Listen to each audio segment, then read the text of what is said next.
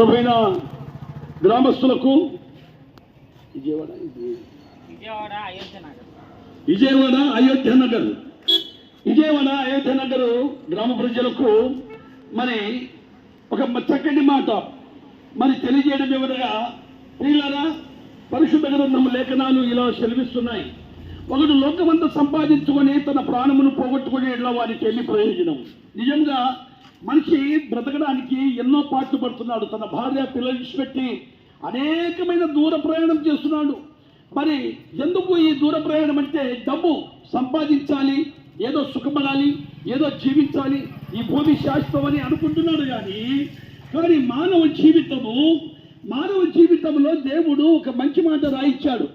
మరి ఏది శాశ్వతం అంటే ఏది శాశ్వతం కాదు అంటుంది దేవుని వాక్యం. అందుకే ప్రయాసపడి భారం మోసుకుంటున్న సమస్త జనులారా నా యొద్దకు రండి అని సెలవిస్తుంది. నేను మీకు విశ్రాంతి కలుగజేస్తును. మనిషికి విశ్రాంతి లేదండి. అందుకే యేసుక్రీస్తు వద్దకు రండి, మీ ప్రతి భారము తొలగించబడునని దేవుని వాక్యం సెలవిస్తుంది. మానవ జీవితం ఎందుకంటే శాంతి సమాధానము లేదు. యేసు ప్రభు చెప్పాను, మరి నేనే మార్గమును, నేనే సత్యమును, నేనే జీవమునై ఉన్నాను. మరి అలాంటి మంచి మార్గం చూపించే దేవుని విడిచిపెట్టి మరి అనేకమైన మార్గాలు వెతుకుంటున్నారు. మద్యము తాగడానికి ఒక మార్గము, మరి వేషంగనం చేయడానికి ఒక మార్గము, మరి అనేకమైన మరి దుష్ట సావాసం చేయడానికి ఎన్నో మార్గాలు మానవుడు మరి పుట్టించుకుంటున్నాడు. అందుకే మద్యము అల్లరి పుట్టించును, వెక్కిరింతల పాలు చేయను, వేష సాంగత్యము చేయడానికి రొట్టె తునక మాత్రమే మిగిలి ఉంటుందని దేవుని వాక్యం సెలవిస్తుంది. కనుక ఇలాంటి పాపము చేసి నీవు పరలోక రాజ్యము చేరుకుంటావా? చేరుకోలేవు.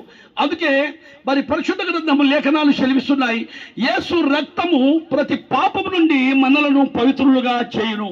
ఆ యేసు రక్తము మనకు పవిత్రులుగా చేయాలంటే ఆయన మార్గము మనం ఎతకాలి. ఆ మార్గం ఎక్కడంటే యేసు చెప్పాను, నేనే మార్గమును, నేనే సత్యమునే చెప్పుచున్నాను, నేనే నిత్య జీవము మీకు ఇస్తున్నాను అని సెలవిస్తున్నాడు. ఓ సోదరులారా, ప్రయాసపడి భూమి మీద సమస్తమును సమకూర్చుకుంటున్నాము, కానీ మరి విశ్రాంతి లేదు, శాంతి లేదు, సమాధానం లేదు, నెమ్మది లేదు. మరి డబ్బులున్న వారికి శాంతి సమాధానం లేదు, అలాగే డబ్బు లేకున్న వారికి శాంతి సమాధానం లేదు. అయ్యో, నా తదనంతరం ఈ ఆస్తులు ఎవరు తింటారు అని చాలామంది కోట్ల రూపాయలు ఉన్నవారికి పిల్లలు లేకపోతే నా ఆస్తులు ఎక్కడని బాధపడుతున్నారు. కానీ ఇక్కడ సమకూర్చుకుని ఏది మనం పట్టుకోపోలేము. కానీ మనిషిగా పుట్టినవాడు వాడు మహాత్ముడైనా మళ్ళీ మంచిలో కలవాల్సిందే, కానీ వాడు ఏమాత్రం పుల్ల కూడా తీసుకొని పోలేడని దేవుని వాక్యం సెలవిస్తుంది. ప్రియమైన మరి అన్నలారా, అక్కలారా, మరి ఈ మంచి రెండు మాటలు విని మీరు ప్రభు చెందకు వస్తే ఏ భేదము లేదు. అందరూ పాపము చేసి ఆ దేవుడు అనుగ్రహించు మహిమను పొందలేకపోతున్నారు. అవునండి, చిన్న పెద్ద, మరి యవనస్తుడు, ముస్లిం, ముత్క అనేది ఏం లేదు, కానీ అందరూ పాపము చేసి ఆ దేవుని మహిమ చూడలేకపోతున్నారు. అందుకే పాపం వల్ల వచ్చు జీతము మరణము అనే దేవుని వాక్యం సెలవిస్తుంది. అయితే ప్రభునందు మరి దేవుని కృపావరము మన ప్రభు అయిన యేసుక్రీస్తునందు నిత్య జీవము అంటుంది దేవుని వాక్యం. రోమీ రాసిన పత్రిక 6:23 ఎందుకనగా మనమందరము పాపులమును, మరి దేవుని శిక్షకు పాత్రులమై ఉండగా దేవుడు తానే తన కుమారుని యందు మరి పుణ్యదాన బలియాగము మన కోసము చేయించాడు. ప్రియులారా, అవును, మరి పుణ్యదానం బలియాగమనగా ఈ సర్వ మానవాళి కోసము ఒక మహాయజ్ఞం కావించాడు.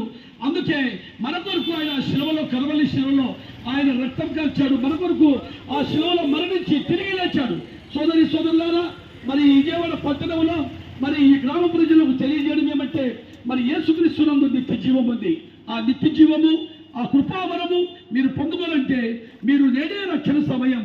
ఆలోచించిన నరకం ఉంది, అగ్నిగుండం ఉంది, పాతాళం ఉంది. దాన్ని తప్పించుకొని దీపం ఉండగా నీ ఇల్లు ఎలా చక్కబెట్టుకుంటున్నావో, ప్రాణం ఉండగానే ప్రభువా నేను పాపిని నువ్వు క్షమించుమని నీవు ఒకసారి ఏదైతే నీ పాపాలు క్షమించబడతాయి, మీరు పరలోక రాజ్యం చేరుకుంటా. ఇది ఉచితమైన కృప, ఇది ఉచితమైన మరి మా సహోదరులు మరి పరిశుద్ధ గ్రంథం లేఖనాలు ఇస్తున్నారు, అలాగే కరిపత్రాలు ఇస్తున్నారు.